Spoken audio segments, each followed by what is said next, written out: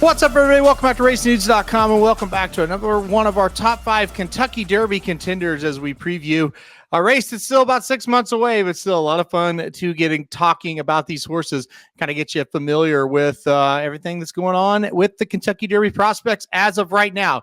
Of course, Churchill Downs last weekend had the Stars of Tomorrow 2 card, which usually is something that we see some really nice horses or have a lot of buzz about coming out of it. Not really for me, at least, so much the case. I'm not sitting here dogging all those horses, but none of them were worthy to make my top 5, is what I'm saying there with Churchill Downs. So let's not talk about them. Let's talk about the current top 5 that I've got. And at number 5, I'll keep locked at number 5 once again this week. Certainly a horse that on debut was 3rd at Saratoga, and it wasn't bad, but wasn't just unbelievable, but really woke up after that race at a fantastic maiden-breaking effort at second asking. And, of course, wins the Breeders' Futurity 2 races back. And then last time out, a fast-closing 3rd in the Breeders' Cup Juvenile. I didn't think this horse was a threat really to win or anything like that, but at the same time, just didn't really look comfortable most of the race.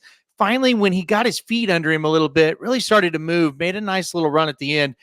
He ran well enough to keep him on the list. I'm still not 100% sure just how good he is, but I still thought he was pretty solid once he started running. So we'll have locked at number 5.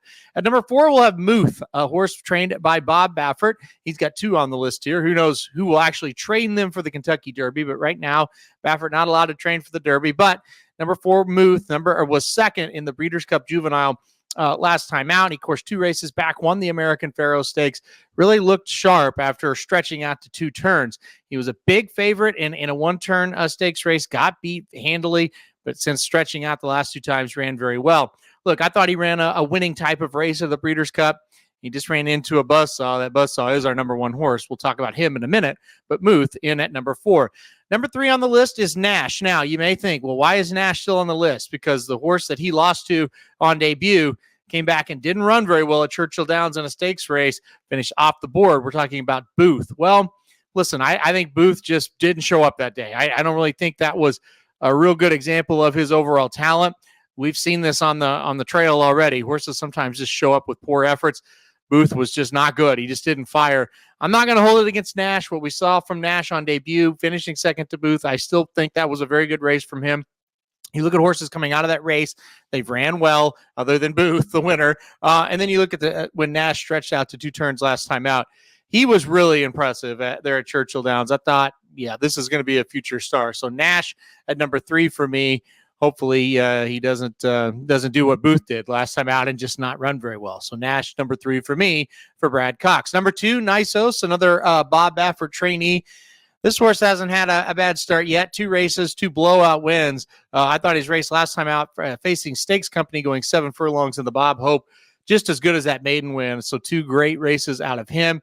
I think Nysos has a huge future ahead of him. Again, it's a little awkward with a Kentucky Derby situation because you don't really know where he's going to go. He's not going to be with Baffert. So, I get if you're kind of like, yeah, I don't love that, but I'm ranking him on talent, and on talent, he looks awfully good. So Nysos at number 2 for me. Hasn't stretched out to 2 turns yet. I think he'll be okay doing it. You never know until they try it. You just kind of got to look at the pedigree, look at the running style. I think he'll be all right. So number 2 on my list, Nysos. And then again, number 1, and it's hard not to have him number 1 at this point. Number 1 is Fierceness, a runaway winner of the Breeders' Cup Juvenile, triple-digit buyer. 2 of his 3 races have been fantastic. I mean, off the charts good. 1 horrific start, and that was in the Champagne. He just did not run very good for whatever reason. Is that a habit where he's maybe not going to show up and run his best every time? We'll have to see. We don't have enough data points to really know that. If it is, it'll cost him a lot. But if it's kind of like, yeah, something happened that day, not sure what it was, now we're back. His other 2 races have just been better than anybody else in the crop so far. So number 1 for me, Fierceness. If he runs up to his capabilities, he's going to be pretty tough to beat. All right, let's review it. Number 5 on the list once again this week was locked. Number 4, Muth. Number 3, Nash. Number 2, Nysos. And then the number 1 horse, once again, Fierceness. All right, that'll do it for our Kentucky Derby top 5 horses. Make sure to hit the like button if you like it and subscribe. You really like it. Want to get alert anytime we do videos like this. And we'll see you right back here next week for more top 5 Kentucky Derby prospects.